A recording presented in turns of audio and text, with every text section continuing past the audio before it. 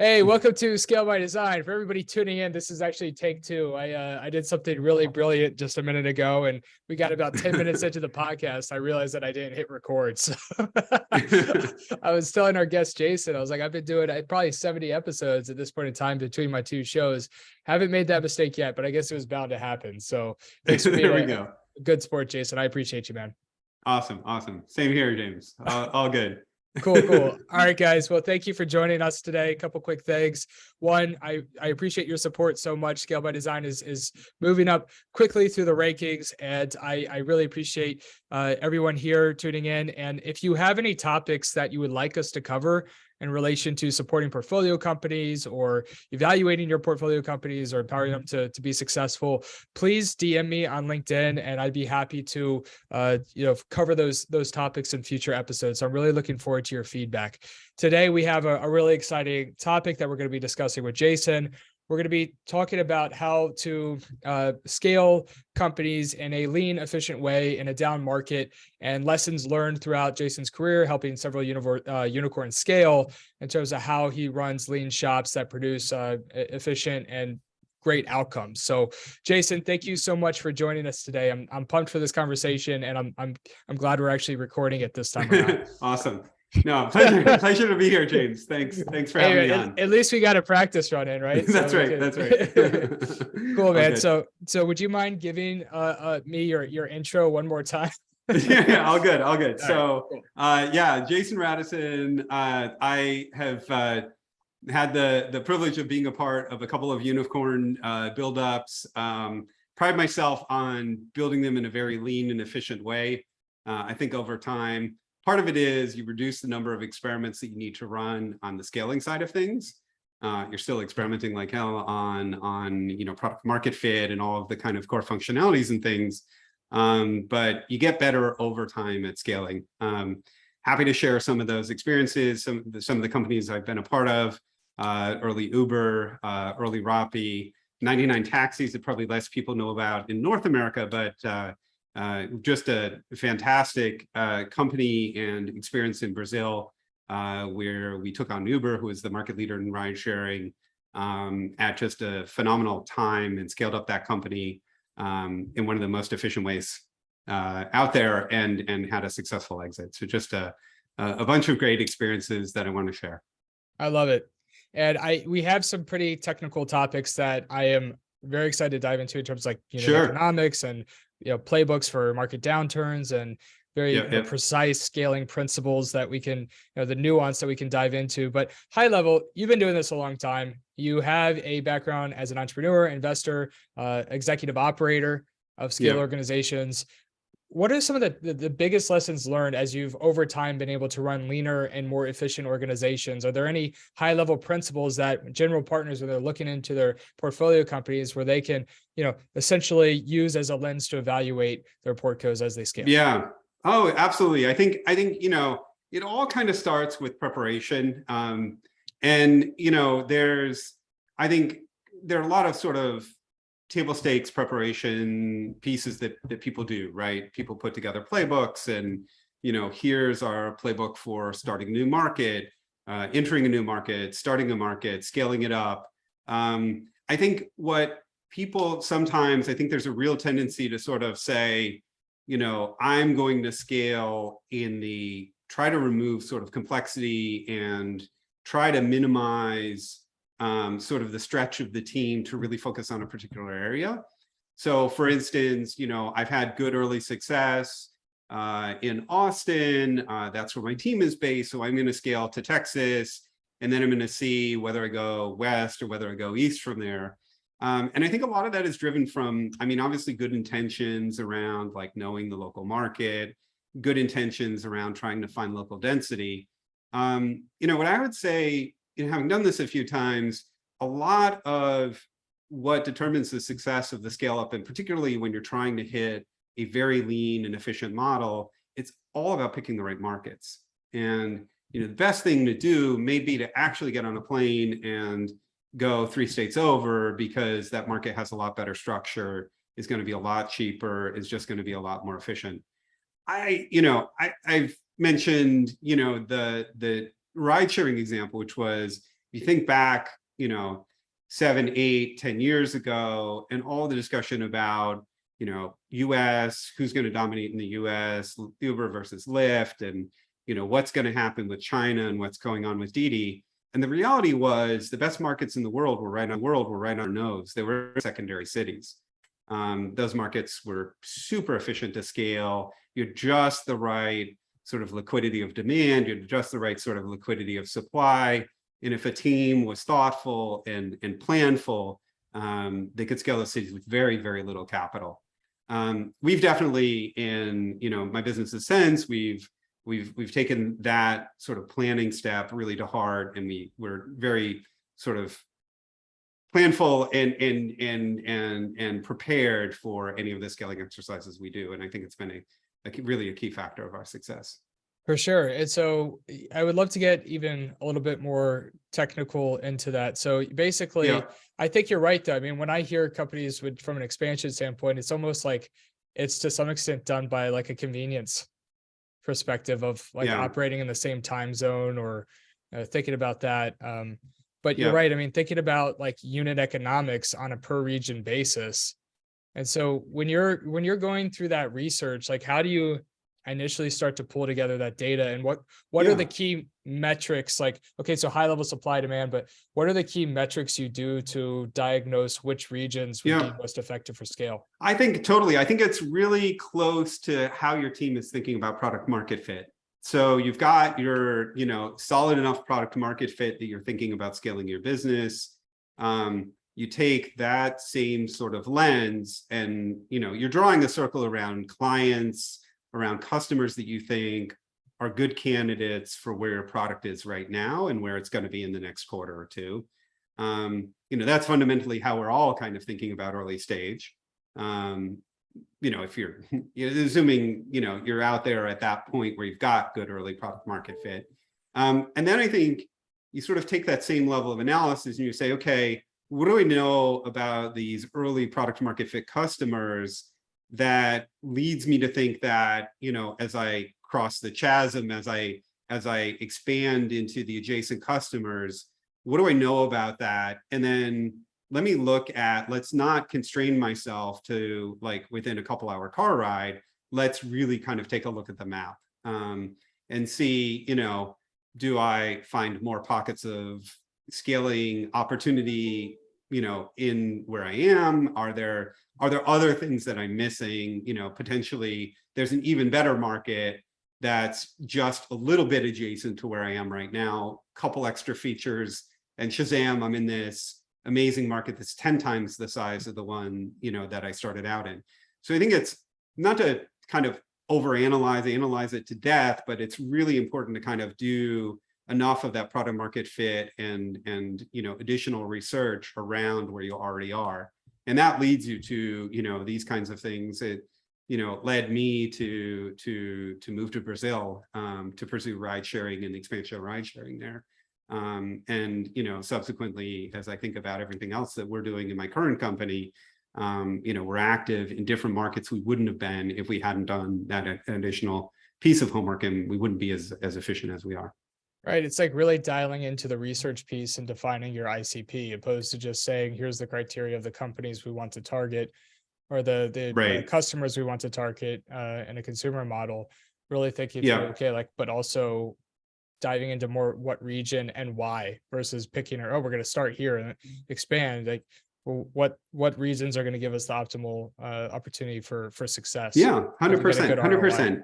Yeah. And I think conventional wisdom and conventional practice is, and the way capital markets are, it's, you're an entrepreneur, a founding team is trying to solve a problem, and we're first looking for that problem to be solved well and that product market fit. So we're thinking about it, we're trying to sort of put it into a vertical and a geography.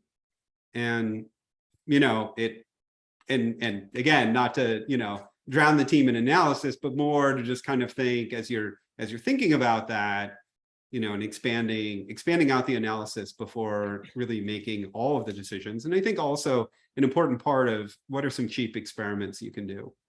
So, I think this product might work really, really well in India.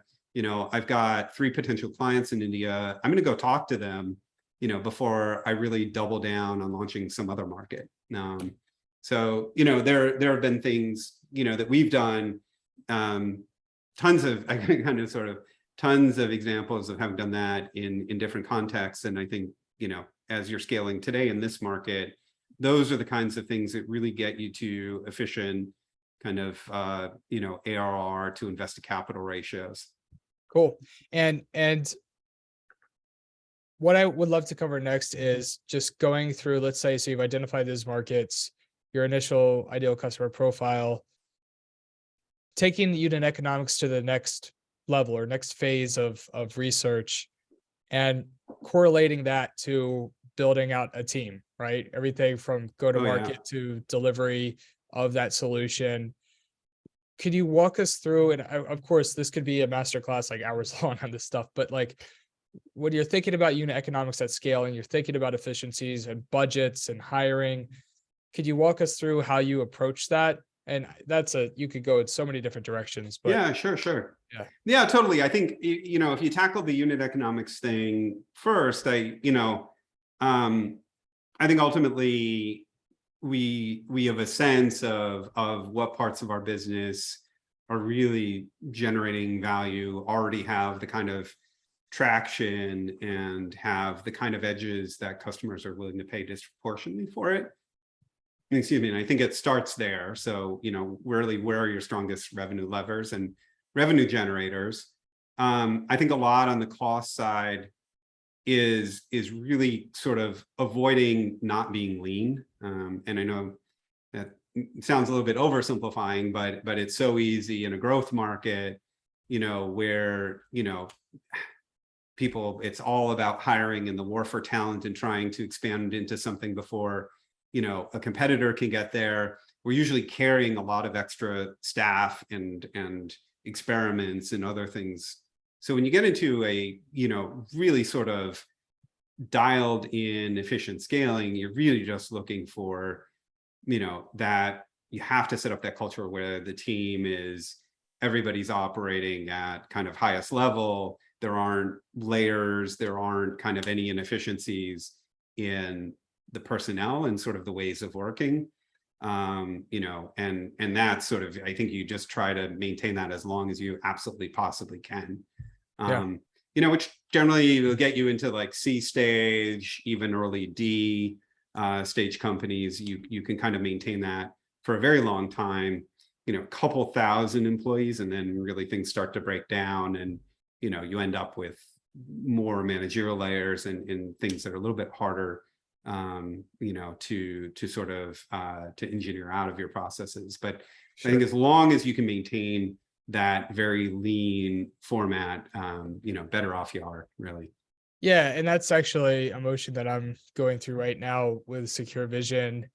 Is we're currently in the process of redefining our ideal customer profile, and we're looking at our current customer base, segmenting it based on a few certain criteria, and looking at client acquisition costs in relation to lifetime value and payback periods, and looking at net revenue retention and these different metrics, and then using those metrics to help us identify what our ideal customer profile should be moving forward if we want to improve net revenue retention, for instance. And for me as a bootstrapped founder, I need to have good unit economics from the jump, because I'm not in a situation where I can say, all right, I'm willing to have burn now and sacrifice unit economics because I know I'm going to acquire these customers and the lifetime value is ultimately going to exceed the additional spend. And that's, we can level out in the future. I'm not, I need to operate at a 15% operating income so that I have the resources available in order to invest in growth. I mean, we also and the other reason is I need line of credit. At some point, I might be doing an SBA loan to accelerate growth. So all of these things, my business has to have solid unit economics now. And so it's like, for us, like one of our big North Star right now is improving net revenue retention. That is a big thing for us. And even we're looking at gross too. But I mean, it's just interesting. Like we're kind of going through these motions now and being very critical. You know, it's also interesting too. It's that I feel like everybody's metrics are getting totally screwed up from what they were last year, because Yeah, we had for like sure. our net revenue retention and just from like client attrition, everything was so different. Like with our, what we thought was an ideal customer profile for scale, we're learning this year is actually no, Right. right? And I don't think we're going to Yeah. return to that market we had last year. Maybe even ever. I mean, it's so 100, artificially yeah, inflated. Like, 100%. I think, yeah, absolutely. Like, it's almost like the experiments you run in a market like this are more about finding resiliency than they are, finding that last block of growth. It's definitely a different model for yeah, sure. for sure, man. So it's like we're looking at, okay, if we're probably going to have some kind of, hopefully to rebound, some kind of more sustainable, possibly slower growth, likely slower growth than we had in Yep. 2021. And we want to be, as you said, resilient for the next market downturn. How does that impact our ideal customer profile based on the data we've collected in terms of how Yeah. some companies, some of our clients interacted entering this downturn, and how does that impact our core metrics? So Yeah. that's 100%. where we're at, man. It's actually fun. It's complicated, like, to try to, but Yeah. I do enjoy it. That's for sure. Keeps us on our toes, and it is. I think it's kind of it's the yin and yang. It's you have years like this, and you have years like last year. Yeah, last year was nuts, man. Like there's like Yeah. basically, and even as a bootstrap company, we really weren't optimizing that much because we were just running, man, like just sprinting to fulfill business. And Yeah. when you're in that mode, it's very hard to, at least for us, it was very hard to just optimize. It was basically whatever processes we had optimized in the crash of like 2020 with COVID. We went through this whole evaluation, cutting the fat, optimizing, and it was basically that engine that we built that carried us through the growth of 2021. Oh And now yeah. it's like we're working on the engine again, and Right. we're Right. optimizing it again to, Yeah. Yeah. I think these are it's the best totally markets. healthy. It's Yeah. totally healthy. I think for startups, and definitely, I've been through a few. I think there was sort of the post WeWork was maybe one of the places where a lot of us looked at unit economics, depending on where we were, what teams we're in. But it feels like I spent a big part of 2019 cutting projects that were underperforming. And I just think that's healthy. It was probably a lot of them should have gone earlier, and that's part of the market cycle. Yeah. Where we are now, I think, there's a ton of, definitely there's a lot of sort of capital on the sidelines, and I think the funding is there for founders who can put together really attractive, efficient growth opportunities. There's still funding for growth. Our standpoint is sort of, you get things to unit economic positive, to EBITDA positive, and then you fund the projects that have really good upside, that are already there on unit economics.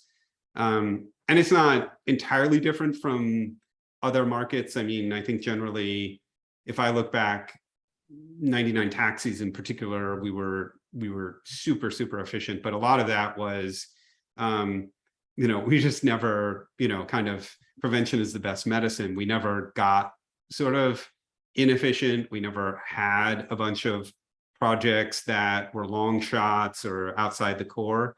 We're really just laser focused on winning and ride sharing in Brazil. And, had the discipline to really, as we sort of were talking about earlier, to pick our markets, pick our battles, because some of those markets were just so fantastic. I'm talking in particular secondary cities, Brazilian cities, 5-6 million people, just kind of the right setup between core and suburbs and everything, super efficient to scale. And that's a big part of it. I think on the talent side, otherwise, I think one of the challenges in scaling too is, if you're not careful, it's kind of easy to outgrow your team. you bootstrapping, you do it with a bunch of buddies, you kind of have many people wearing many hats, and that early employee profile is, fundamental and super important. But you get into a scaling mode where you really need somebody to be best in the world at a particular type of advertising, or best in the world at a particular type of field engineering. And, you have to bring those people on at the right point in time. And as I said, like, be planful about when those investments happen and how they're sequenced. I fundamentally, our work in my teams the last 10 years has been, we've sort of take this perspective of who's the best person in the world at this job. And they don't have to have been in the role a long time, but might be directly transferable from a similar enough role. We're always trying to look for that kind of classic, 60 to 70% existing competence in the assignment, and then really sort of thinking about how we're going to quickly get them up to speed in our context, in our cultural context, in our way of working, and then plugging them in and quickly plugging a team around them. So, it's definitely a sort of one team at a time, kind of almost like the Bezos two pizza rule way of scaling. And I think underneath that, you have to, the only way really to get to a couple thousand employees super efficiently is to do it in kind of stand up, modern agile Scrum.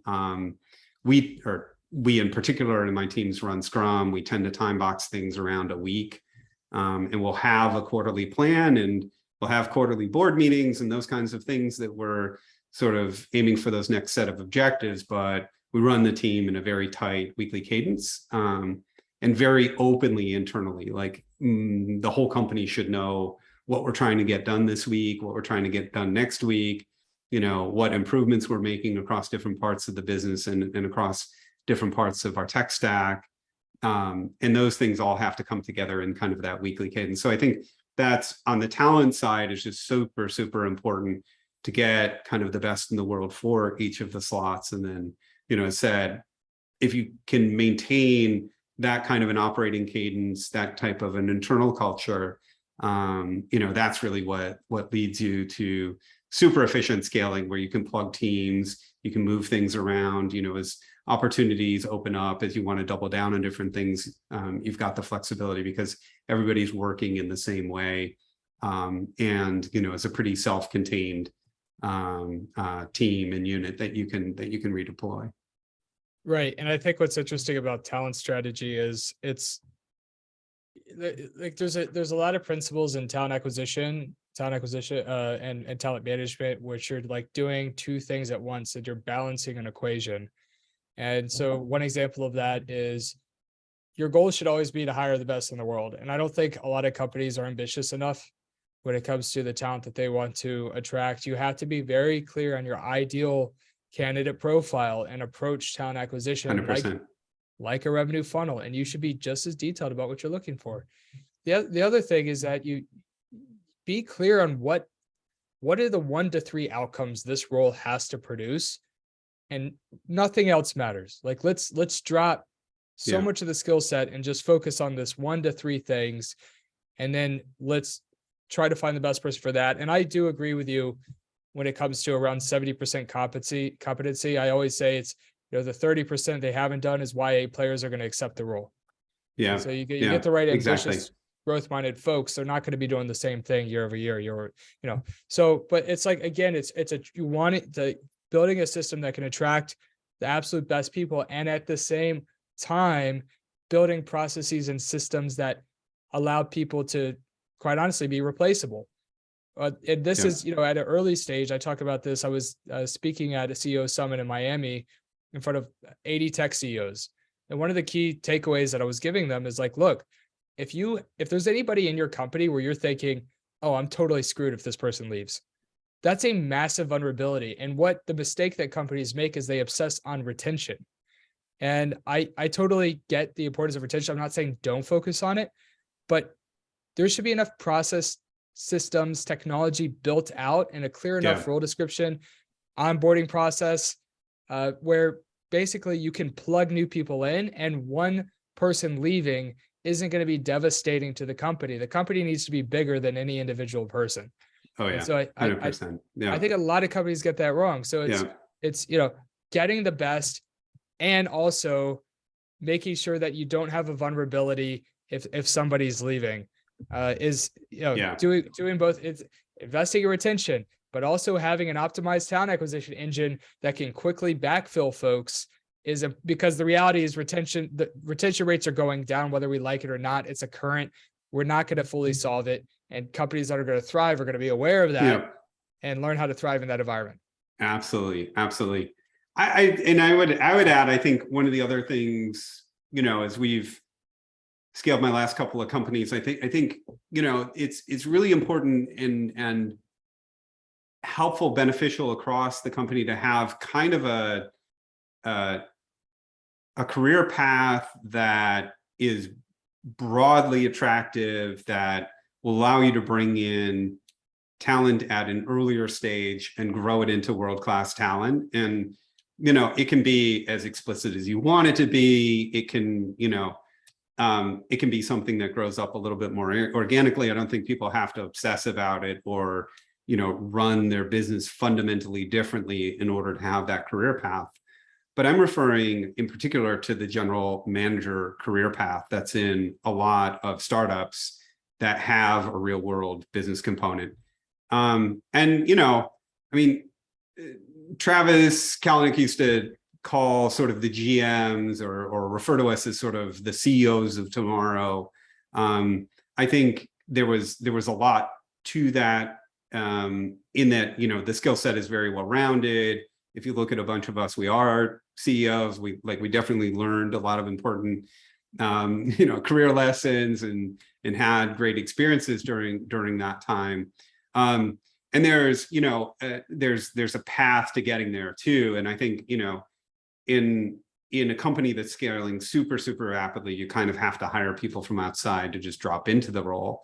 If you're building your team more from early stage on up, and you're in that scaling, and you have, the beginning of that career path, and whatever it is, it might be advertising sales if you're, a big online advertising company, or some other kind of core career path, or, could be regional management in a services company. Those roles, bringing people pretty fresh from university, early tenure, early career, and helping them understand the steps and gain the skills, is just something that really pays time and time again. You can, talk about resiliency in your workforce. You've got sort of 50 CEOs in training in your core workforce. You've got a lot of talent that you can redeploy as new opportunities emerge. I think it's an important piece. Definitely, we've been doing it, in the industries I'm in. We've been doing it for the last decade plus, in a really rigorous way.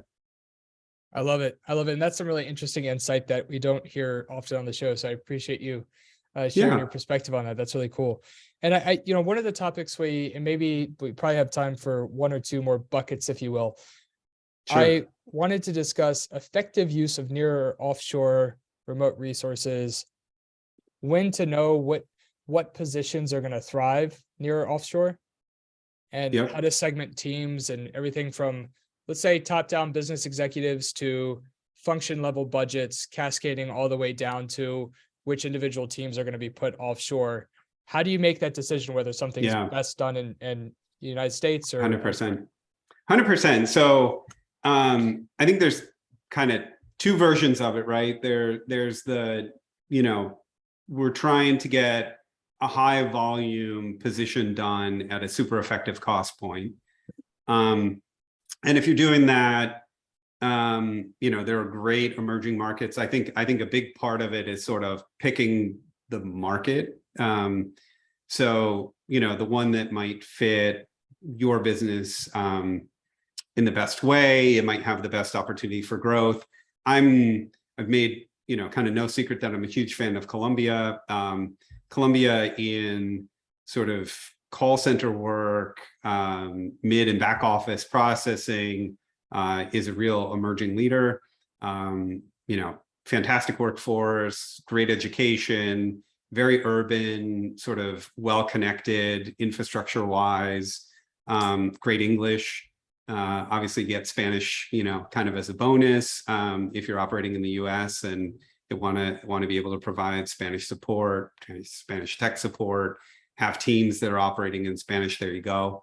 I think that's, sort of hitting the market. There's so many markets to choose from, and that decision is really important, and also just the leadership and how that plugs into your team. I think a lot of companies, it's easy as a busy founder to kind of relinquish and delegate out control on things that are non-core, and you should. I think finding that right balance of where, like, it's not a burden in terms of sort of like managerial oversight or something like that, but it's also not too far away, too layered that I don't understand, or they don't understand us, or the early team doesn't understand what's going on there. So it's important to kind of have the leadership of whatever you're nearshoring, offshoring, a part of your regular operating cadence.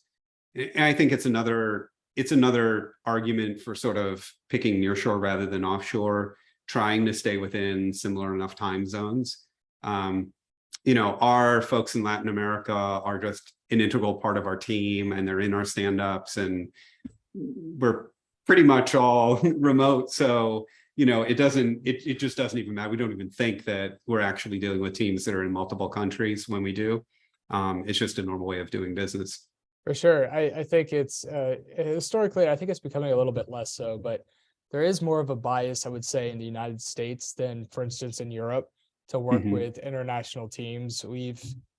Unfortunately, I think some folks grew up in the United States thinking that they're equating offshoring to lower quality. And I think that that's something that we've seen. I mean, we built a subsidiary in Romania. Yeah. And, by and large, we had success working with customers in the United States with that team. At this point, we've actually scaled back, and I'll get into a few reasons why that did not work for us, which I think will be helpful, and lessons learned, and how I would do it again in the future. But anyway, occasionally you get that client where they're just assuming like, no, I just want somebody US based. It's why? It's well, because I just want somebody US based. And so you see some of that in the US, but you go to Europe, and somebody from Romania will be cold calling somebody in Germany is calling on somebody in Italy. You got people Europe as a central point to call into Asia and the United States markets. So you see a lot more of that international feel. I think COVID probably accelerated for that. In the States, we're seeing more and more of that, which is phenomenal to see. And I just want to dive into some of the issues that I encountered when building an international team. One thing to consider with South America, what makes that so attractive is that it is in the same time zones as the United States, essentially. It makes a ton of difference. It makes such a huge freaking difference. So if you decide that, if you have key leadership in, San Francisco or wherever, they can communicate effectively with the line managers in these different regions. It makes a huge difference. The other thing is you have to consider is time zones in terms of when folks are working. So for some development roles, if you're hiring in, for instance, Eastern Europe or India, you may not care if people are working on a 7 to 12 hour time difference. But if you have folks that are doing any type of customer support, customer service in different languages, or anything that could be customer facing, they are likely going to need to be in the same time zone, or at least have some type of overlap. 100%. And the issue with that is it's going to cut down on your talent pool drastically. And so that cut out like 90% of the candidates, because we were looking for top of funnel sourcers, which is essentially the equivalent of SDRs, right? So we were looking for these folks, but 90% of our funnel was cut. And so my solution was like, well, let's double the salary. Let's pay them double market rate. And the issue is that a lot of these folks were parents. They had small children at home. It didn't matter. I mean, they had to be home with their kids. And the other aspect is different cultures are going to value different things. And in America, we're very career driven, and we're almost to an extent, some of us are, maybe the culture is actually shifting a little bit, but very career driven. We find our identity in our work. We're very motivated by compensation. And that's not necessarily the case everywhere across the world. I'm not saying money isn't important to everyone, but it's just different value systems and different ways to living life. And so we ran into those bottlenecks a fair amount. And looking back, the smarter choice would have been investing in South America. So I think even if it's okay for people to work in other time zones, particularly if you're a startup growth stage, like just make things simple. It's one less thing you have to do. Go to South America. It doesn't matter if you need like engineering talent or type of go-to-market support or recruiters. I think South America probably wins in my book now that I have the experience of working in different regions. Yeah, 100%. I mean, like I said, I'm a huge fan. I think, I think the other lens is sort of like, again, maybe going back to the best person in the world, I do believe the talent's kind of evenly distributed around the world. That said, preparation isn't always evenly distributed, or experience isn't always evenly distributed. But, if you can find the best engineer for X in the world, and that person, happens to be a couple of time zones away and whatever, and has a team, then, I think there's a lot to be said for also hiring modularly and sort of hiring that engineering lead plus her 7 guys to plug into your company. And I think that can be, there's a lot, you sort of gain all of the improvement in communication because that team already works together cohesively, that I think can overcome some of the things you're talking about, like them being in the wrong time zone or suboptimal time zone and things like that. So it's a balance. It's a balance for sure. For sure. And I mean, I think that's just, it's something to the times of things, something to consider, but so many companies do it well. And I think particularly like later growth stage companies and up are much better positioned to handle those international time zones and to do that effectively. And it's never been easier to hire international folks. I mean, now there's that so many, we're all on Zoom. we're all on Zoom. And then the other thing is like, you got companies like remote.com, Deal, like all these tools where you can funnel payroll, even just like contractor fees through if you need to. So it's easy from that perspective. And then once you hit some level of scale in a market, you can move that in-house if it's cost effective enough, or you can work with, a company that can employ them, or, I mean, there's just so many different options now. And you're right. Like for a lot of these companies, like unless you're like Google or Microsoft, sometimes it can be hard to attract the very best. And the more that you're opening up that talent pool, it just makes it a little bit easier to get, as you mentioned, like the best folks. Like we want the top, like the 99th percentile or the 97th percentile, right? Like, how do we do that? Let's give ourselves every possible advantage we can. Absolutely. And, and it allows you to, hire more where you have those bottlenecks. You can hire 3 engineers, 2 engineers for the price of 1. There you are. You're that much more efficient and that much more lean. And, there's enough risk as it is in early stage, certainly helps de-risk down the road.